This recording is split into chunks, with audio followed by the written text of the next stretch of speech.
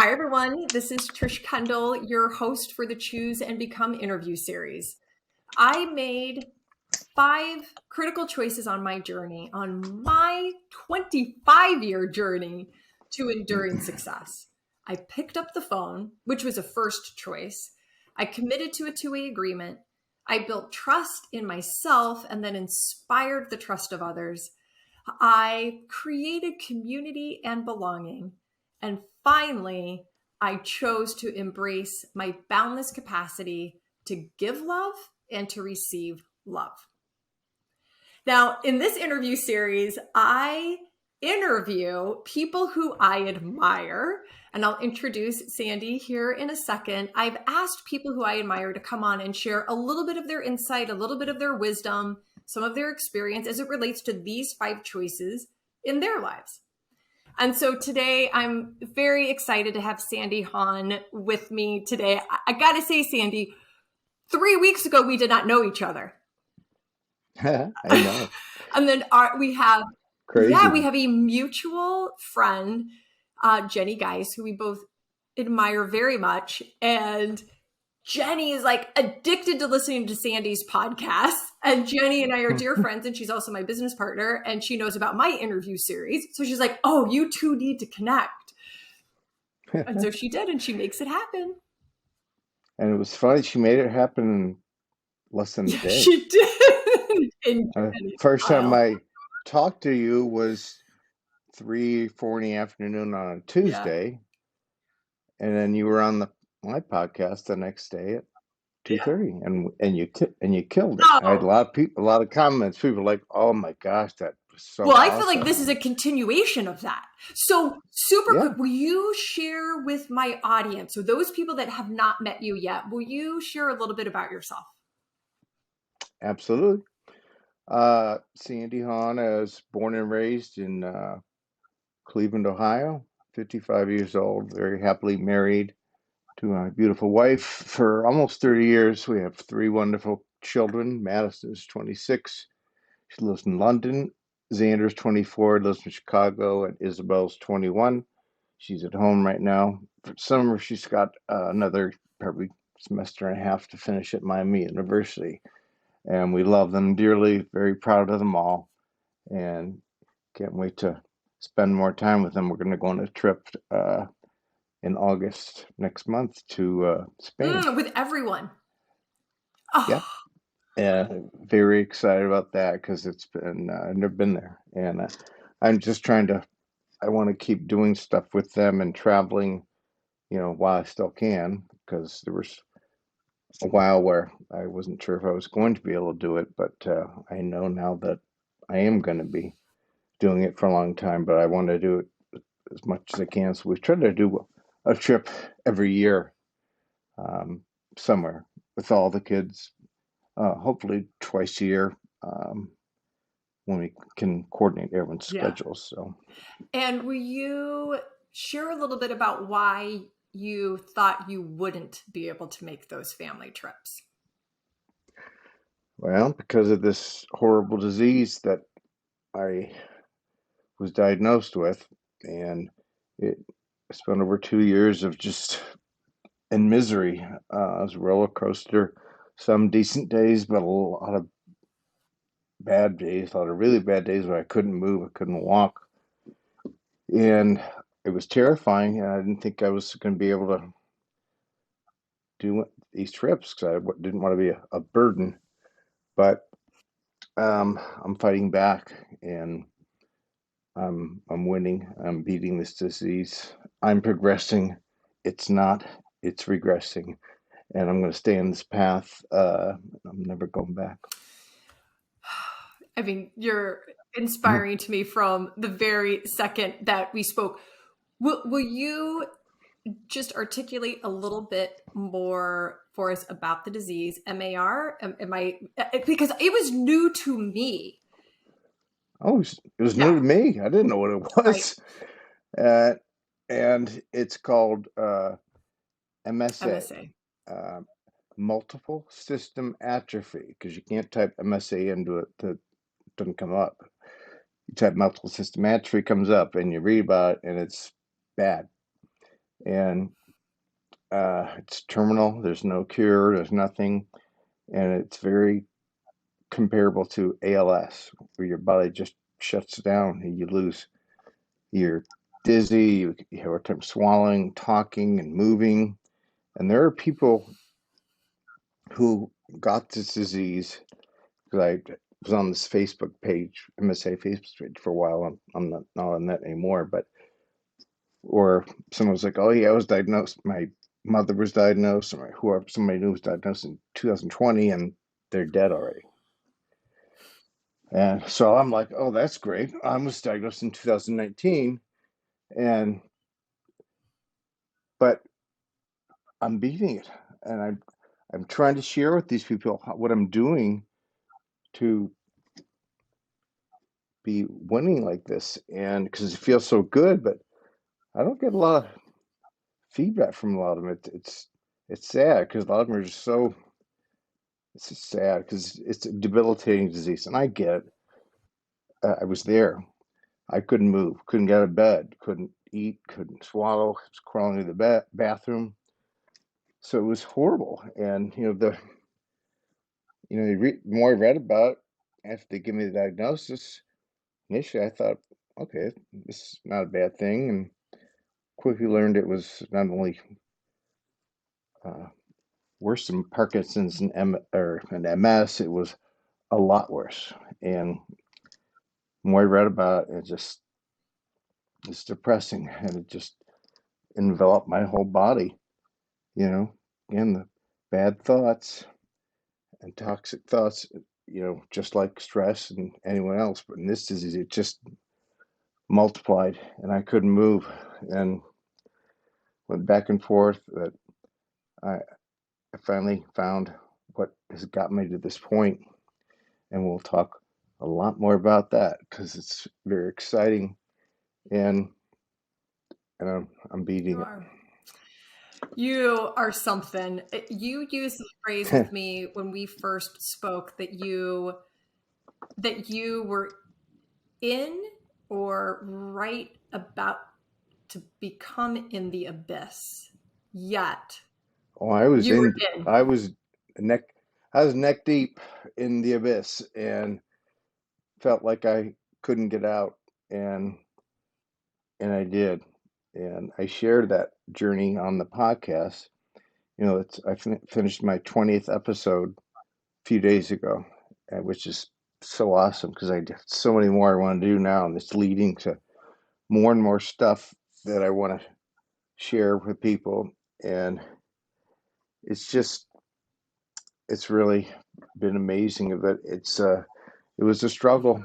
Uh, It still is. I mean, that's the other thing. The last podcast, we've tried to film a little bit of me actually getting out of the car and going to the studio because it's not pretty. People see me talking like this because I can talk better. Um, but walking is not easy, and they see me. But I do walk with my trainer, but it's only when there's nobody around and I'm out on a flat surface then I can walk, and it's very very difficult. But I'm doing it, and riding the bike and working out. She's trying to post all these things which are awesome because I want that to inspire others, and it seems like it has, but they don't see the other parts of what I go through, and it's very difficult in the morning. It's horrible, terrifying, and once I get up and get moving, it's much better, but it's still difficult. But I'm going to do another episode. My buddy Mark Lowry, he threw out an idea of his like doing a day in the life, so I'm going to have him come up in the morning, film me getting out of bed, Yeah. and it's a 2-hour process. But you can see how difficult it is to get moving, and everything from getting something to eat to showering. And then once I get ready, I'm kind of a different it takes 3 hours, but then I'm a different person. And then I'm out the door, get in the car, go to my trainer, and then after that I feel fantastic, and I just want to go do stuff. um, so that's what I do, and I do that every day, and I never miss out on several things that are key to me feeling this way. And I go through that on the podcast. We can talk about it at some point here. I'd love to share because people ask, like, they can see that it's making a difference in me. I'm a different person. I'm like, yes, I am. I feel it, and they sense it, and I sense them sensing it. And it's just this amazing interchange. The energy is so positive, and I know it's making me better and making them better. It's like I never want to stop. I just want to keep doing more, and I'm going to. I hear and experience when I'm spending time with you that, I mean, you really have transformed your life, your mindset, your experience. And so I want you to take us through that a little bit more in the context of, we all have our own definition of ultimate success. And that what I believe when it comes to enduring success, true success. Will you tell us a little bit about what does enduring success mean to you now? Or then Uh, and ha, now? ha, well, actually, I'll do both because it's a great question. Because the key word is enduring. Because now I have enduring success, and we'll get into that. But prior to that, my definition of success was just money, trying to make money, and it's not. And if you're trying to make money just for that and for the material things, even the people who do that, they're not happy.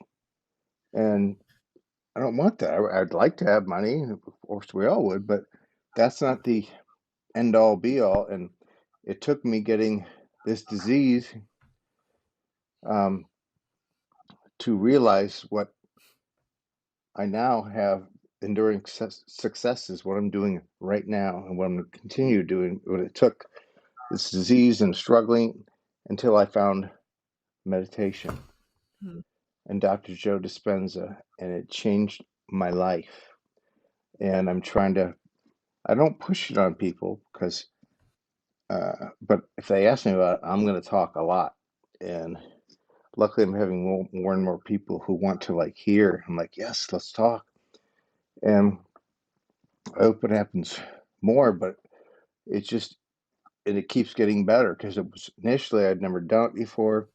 I didn't know what I was doing. I watched some videos and I watched some online courses, but until I went and saw Dr. Joe on an event in person in Cancun, Mexico, floored me, absolutely floored me, changed my life. That was the impetus for me to start my podcast because I felt so good, and people would ask me about it, and they were like, "Wow, you should write a book. That's pretty inspiring." And I'm like, "Well, I'm going to do a podcast," and I've always done things sort of unfortunately half-assed in my life, but this is one thing I couldn't stop thinking about. I've got to do this, and I did it, and it's really kind of shocking to think that. But then once I started that, there was a lot of episodes, so I was not feeling good, but I made myself do it, and then by the end of the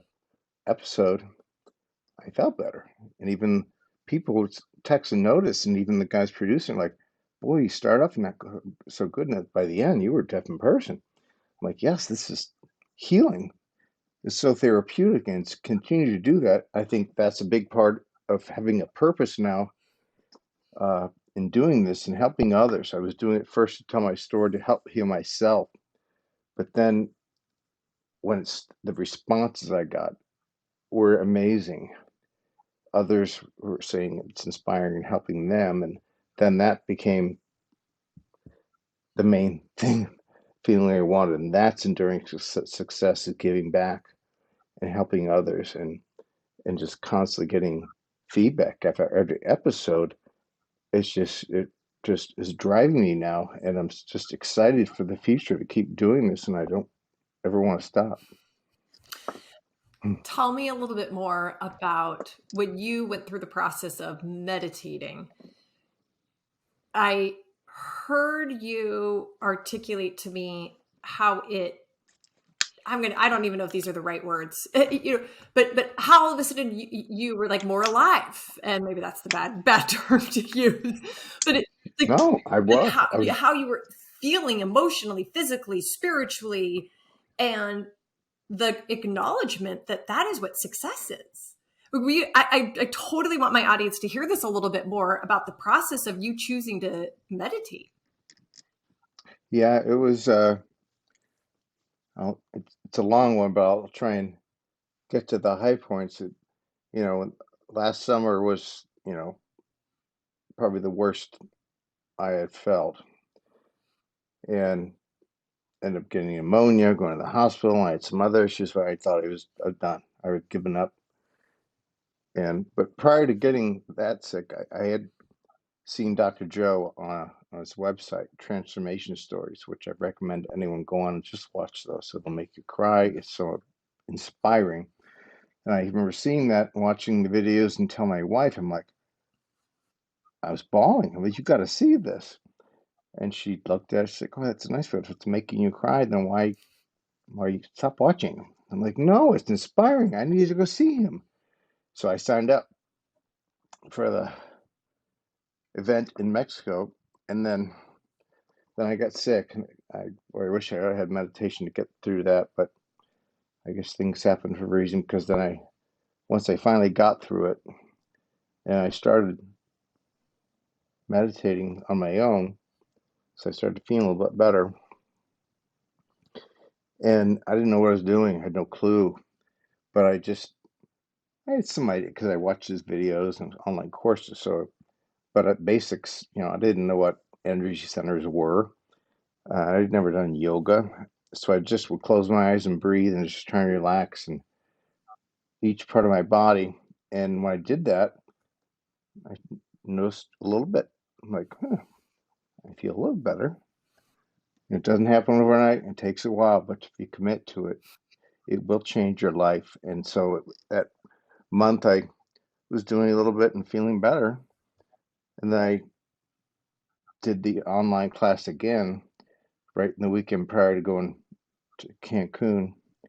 And it really resonated the second time I listened to it, and I sort of things clicked. But when I got to the event, it's different. It's weird. Uh, I loved it. When I first got down to the event in Mexico, the first night, and it's different. Again, cultish. People are singing, dancing. I was just like, yeah, take it easy. And then Tuesday, it was the first full day. And these days are intense. I was up at 6 a.m. every day. And then one morning it was 4 a.m. Okay. I don't usually get out of bed before noon. So I thought it would be difficult, but it wasn't. I was so excited to be there. And the first day was very difficult to learn about the energy centers. I know what they were and how to properly breathe to get yourself into the quantum field to get ready to really get deep. And I struggled all day trying to figure out the energy centers and the breathing. And then that night, uh, something clicked, and I felt this. It was beautiful, this aura of energy surrounding my body, and it was awesome. But the and earlier that day too, I like to tell people because I was struggling, but Dr. Joe had 10 experienced meditators up on the stage, and he's like, "Okay, They've been doing this for a while. They're very good at it, and we're gonna don't be alarmed. They're gonna all each get into the zone their own way."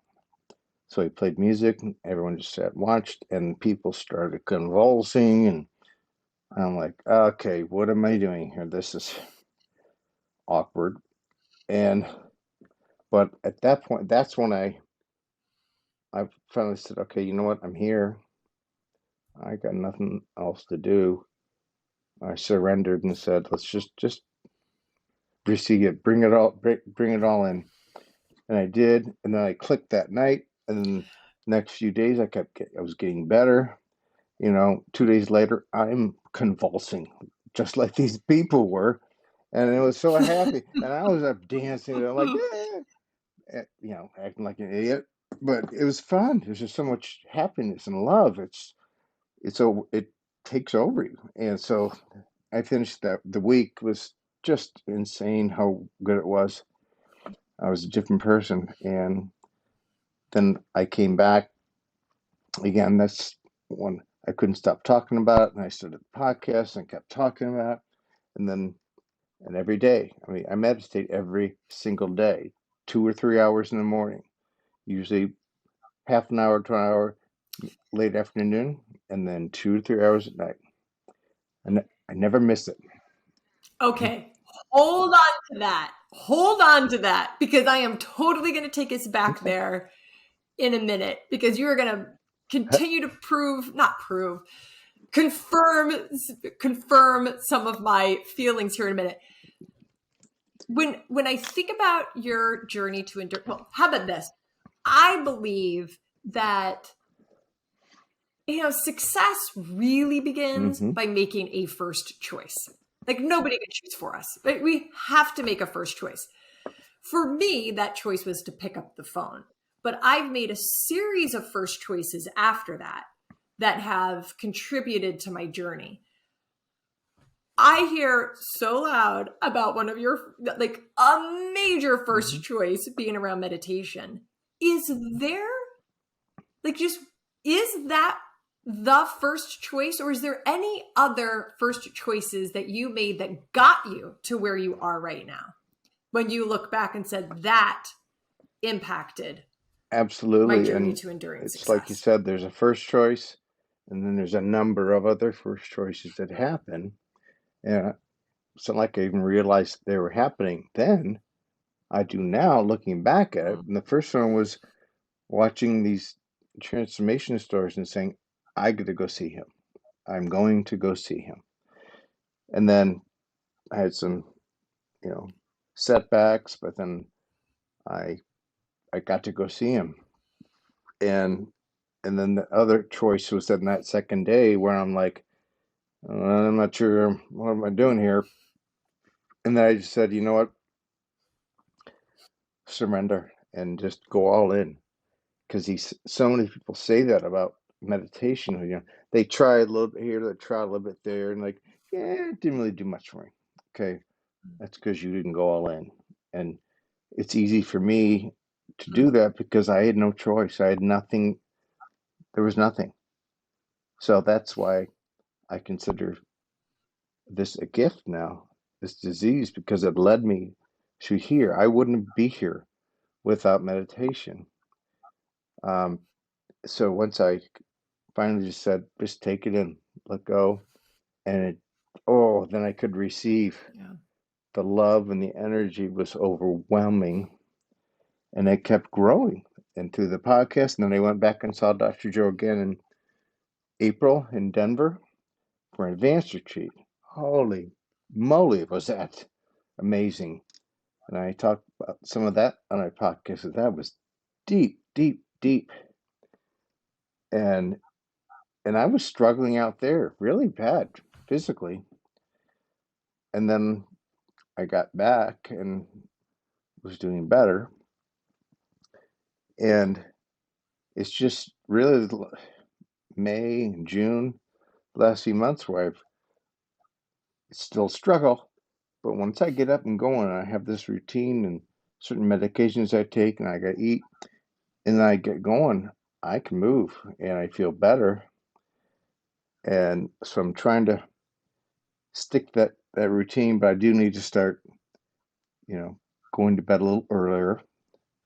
Uh, yes, and We because talk about when I this. do that, a Right. few times I did it, I felt great in the morning. I get up early and I get moving, and that's what I want to do. Uh, but I've been feeling so good at night. When I feel that good, I don't want to go to bed. I want to keep staying up and thinking and taking notes about other podcasts and writing other ideas down because it's just so cool, and it's hard to sleep when you're that excited about the next day. Now, of course, I am excited about going to sleep because I know I'm going to meditate. And when we get to that place of gratitude and peace and love, Mm. and it's so wonderful, I can't wait.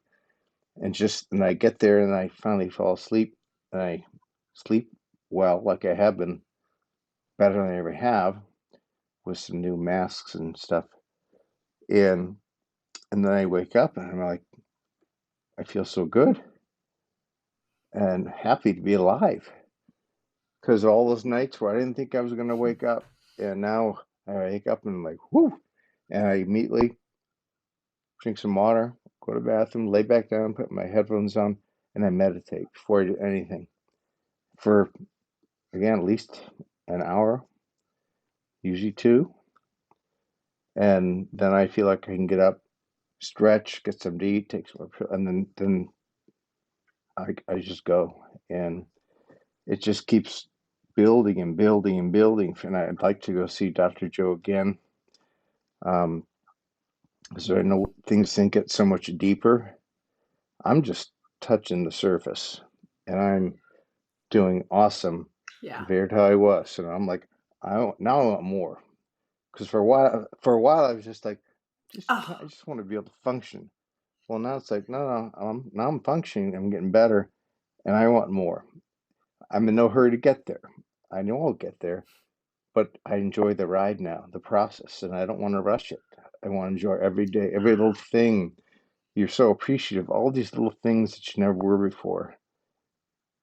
When you think you were dying or should have been dead already, and you're not, things don't bother you.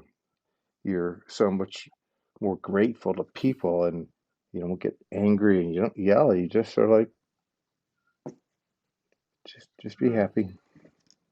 you you are really such proof of the power of a two-way agreement. So, the second critical choice I made was to commit to a two-way agreement. Will you share a little bit about a two-way agreement that you've entered into, and how committing to that two-way agreement Yes, has great impacted question. you? I mean, I like want to answer for you because I feel like I know what the answer is. But this is why I Yeah, should. you probably could. We've got to know each other so well through all this stuff, and and I think our journeys are so similar in a lot of ways, of Mhm. the feelings that we come from and are at now. So, the first two-way agreement that didn't work out so well was just, committing to working hard and being that's going to give me success. And I was, again, I said I was committed to it, but I wasn't. I was doing it half-assed, and so it just caused more stress, and I didn't do well. And then until I got to the point now where, through when I went to the first meditation event, I thought I was doing some good things, but I wasn't sure. But now as I got there and was a little taken back, but then at that point, when I said, now I'm committing, my commitment is, I'm in. I'm going all in. I'm not looking back. I got nothing to lose. I got everything to gain. And then when it starts working, now I'm making more commitments, like doing more podcasts and meditating deeper and reading more of his books. Yeah, well, I'm Going to still bed working on that early. one. I'm trying. I went to bed a little after midnight last night, so that's a step in the right direction. But I'll get there once I get back home. Uh, it's definitely easier. But when you're on vacations, But you Yeah, and I say that in jest, but I am kind of serious about it. Like you've shown that sometimes when you start out with the commitment, it's almost like an I have to. But then it oh, turns into an I absolutely, want to. because well, yeah, at And then you first said like I I want wasn't more. sure if I wanted to, and then I said I have to, and now I'm like, oh, now I want more. I want to reach for more because I know there's more out So there in this great. universe that can help me, and that I can help others, and that's what I want to do. And it's just, that's my purpose.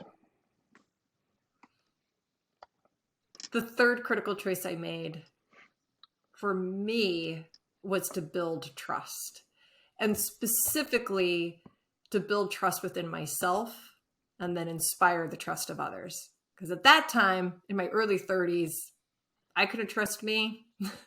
And I had to start with that in order to earn the trust of others.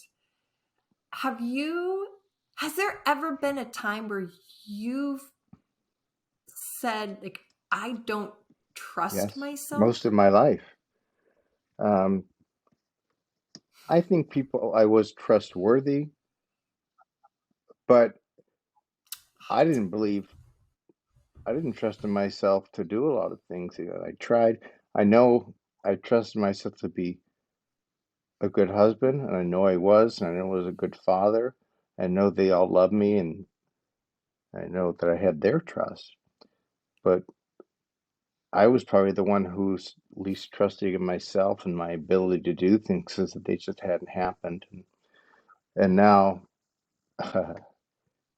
things have changed, and I trust myself because I committed for probably the first time in my life, and I followed through on meditation on this podcast. I never ever imagined this would be happening the way it is, but now it's like I can't imagine it not happening, and I want to do 100.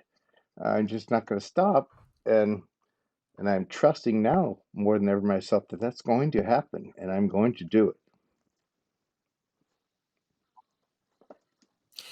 And I bet this all ties together, but tell us a little bit about how you ended up building that trust in yourself, building the Uh, trust in yourself. Meditation. I'm going to sound like a broken record. I'm going to go back to that, but that's what it was until I surrendered and let go and just felt at one with God. It was like, all right, this is where I want to be, uh, and it just keeps getting better. It's just, again, I can't say enough about meditation, and again, I want to share with people as much as I can because I know it's that they're getting it because they're seeing me doing more, talking more, playing golf. I didn't think I'd ever play golf again. I played twice. I'm going to play probably next day or two up here. It's not going to be pretty. It's hard to get around, but I'm doing it. And I'm going to keep doing that and doing other things. And when I do those things, I think that's going to, other people are going to trust me more that, okay, this is not a fluke. He's really doing this because I know some people had a lot of questions and they weren't sure. And then there was even people on this MSC Facebook page that I'm no longer on who were questioning whether I even had it. They were like, didn't believe, oh, he's an exception. He not all of us can walk and talk, and I can't walk and I can't talk, and I'm in bedroom. Wait till he can't walk or talk. I'm like, whoa.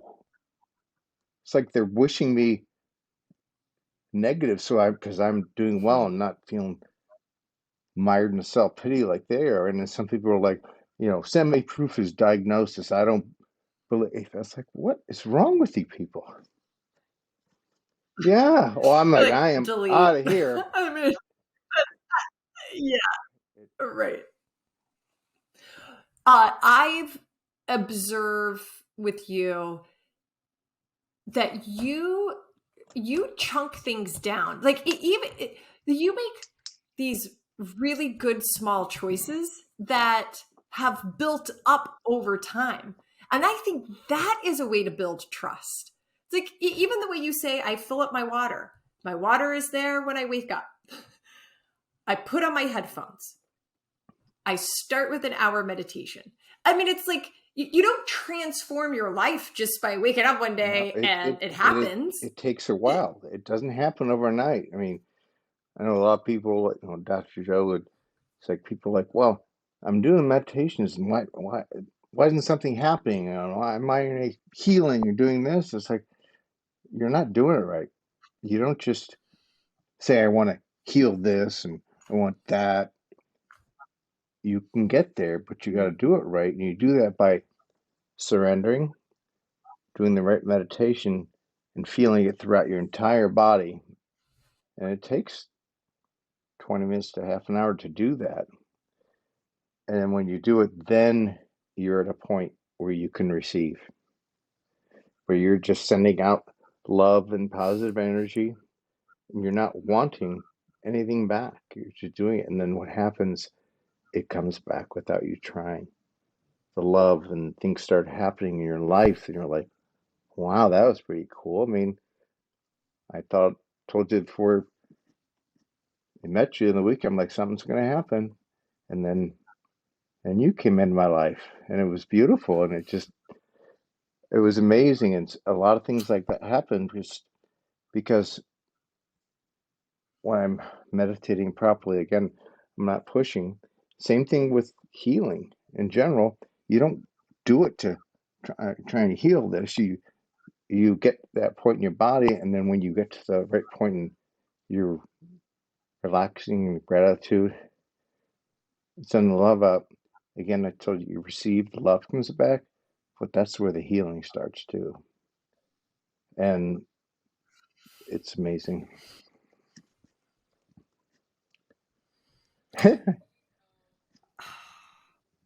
So community, community, community, community and belonging is so critically important to me. And on my journey, it was the fourth critical choice that I made. So I actually had to intentionally say I want to create community and belonging. And now, because of my community, like people like Jenny connect us, and my community now has expanded, and my sense of belonging has expanded just from now being connected to you. But I digress. Will you tell us a little bit about how it feels to not belong? uh, yeah, well, I felt I belonged majority of my life. I had a nice childhood, a lot of friends. It was really cool. It wasn't until I got into the business world, and I mean, I wanted to be a professional golfer. That's all I wanted to do, and I could never commit enough, be disciplined enough to do that. But so I got into business world, and I didn't belong there, and especially in the insurance industry. I hated it, and I was in it my whole life, and it just sucked.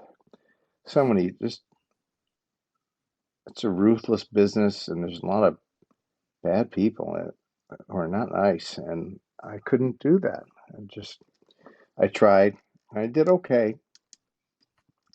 but I don't miss it. I'm on disability now, and I'm done. I'm never doing that again. I don't want to.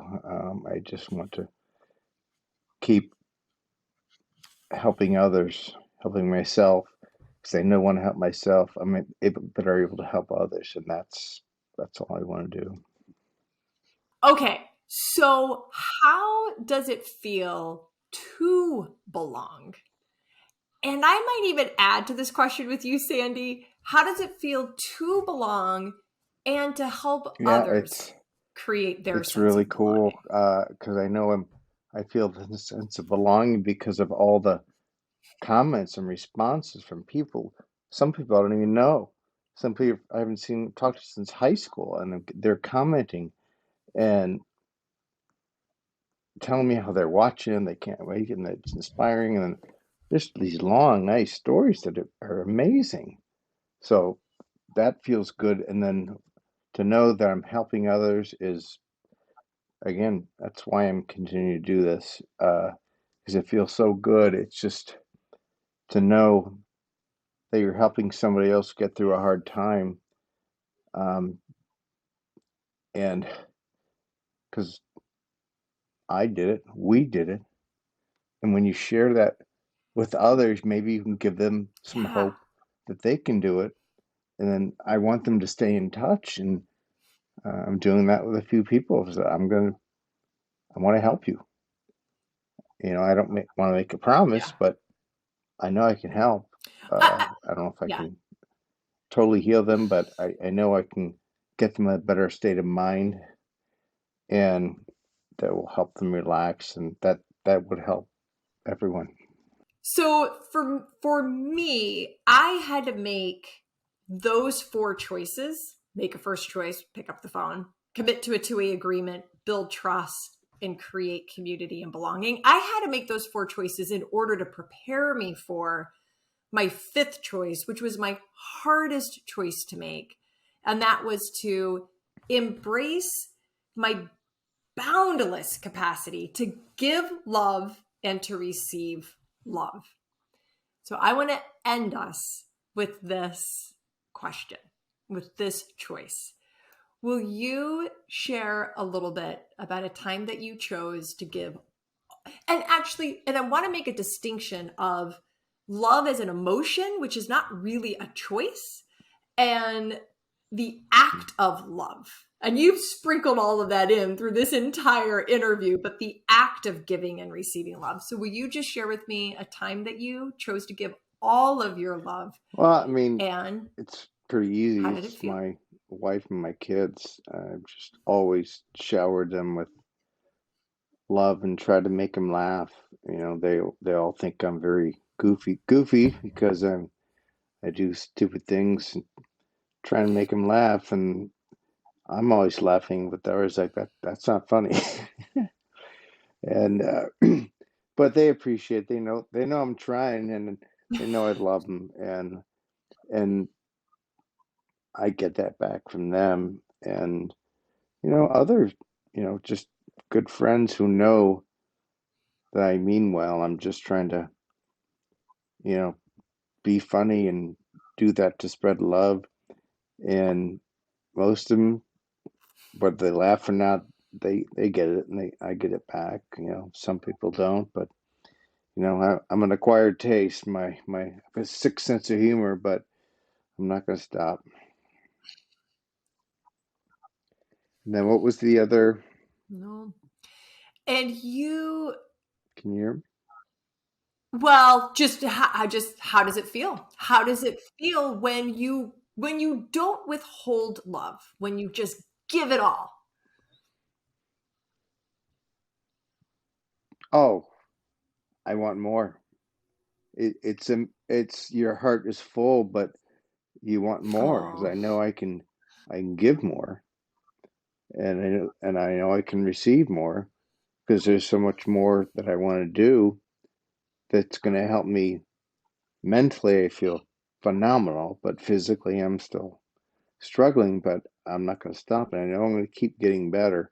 And the more I keep getting better, I know that other people are like, "Wow, you're moving pretty good. You're doing this pretty good," and then they get excited. I was playing golf with my friend Craig Notarini. He was filming a lot of the shots. I posted a lot on my website, and I sent him a lot of friends, and they were like, "That's awesome," because I was hitting the ball really good. Hard the last three holes, legitimately. And but the funny part, people laughing, it was listening to Craig laughing and commenting about, okay, Sandy Hahn here, just got a par, and I would just hit a shot, and they'd like, oh, whoa, dude, that was awesome. And then I'd laugh, I'm like, can you believe that? And then he would laugh more, and we'd high five, and did that for the last three holes. And again, that was the coolest part for a lot of people. Like, just his comments about you were so cool, and it was so much fun. Sandy, you are awesome. Thank you. When you say in 2019 you didn't know if you were going to live, like that is the abyss you were in, and you chose to not only transform your life but create such enduring success, and choosing to help others and inspire others on their Yeah, journey to enduring success. I You and I are of like minds because I believe with my whole heart, that we create enduring success and fuel the success of others when we choose to give all of our love and that when we that's choose to receive all the love in yeah, return. And it's all you've I want to do, and I want to elevated do it that, more, and I want to do it elevated more it. with you. I want to have you back on my podcast, because I got to tell you that the comments were really cool. And they said how much you touched them. You're so awesome. And I promised them, I said, when I talk to her, I will tell her that, because it was a lot. It's pretty cool. Oh, well, thank you for you're with your family, you're on vacation, you're staying out too late, so you need to go to bed early. My pleasure. I'm about to go Thank get you for on taking a this time to pontoon be boat with me. and float around the lake. All right. Take care. Thanks, Go. Trish. See ya. Go. Bye. Thank you for joining me for our Choose and Become interview series. You could find this episode and others at trishkendall.com. Just go to trishkendall.com/choose-become-interview-series. Or if you have a question or just want to leave a comment, email me, trish@trishkendall.com.